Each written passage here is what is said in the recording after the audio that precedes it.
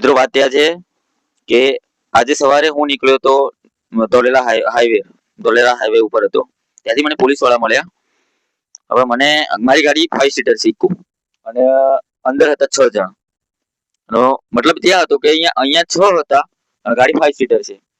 તો એ લોકોને વાંધો પડ્યો કે 5 સીટર છે તો માણસો કેમ આટલા બધા છે. એક માણસ કેમ વધનું છે એમ ખબર નહીં. ગાડી 5 સીટર છે. મને ખબર પડી.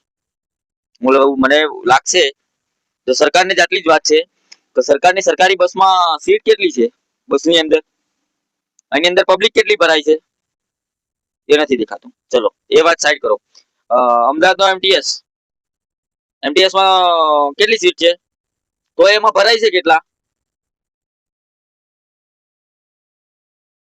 નડે છે ને ત્યાં બધું પતાવવાની કોશિશ કરો.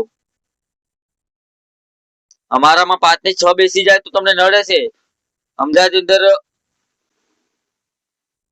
બસ ની અંદર કેટલા બેસી જાય છે. મેં તો ઘણી વખત જોયું છે પેલા પગથિયામાં બેસે. પગથિયામાં ટ્રેનમાં નહીં દેખાતું. ટ્રેન એટલે મારા તમામ મિત્રોને આટલી જ વિનંતી છે કે વિડીયો એટલો શેર કરો કે કોઈ રાજકારણ કઈ અને જોઈને એને મનમાં લે અને મારા સામે વિરોધ ચાલુ કરે.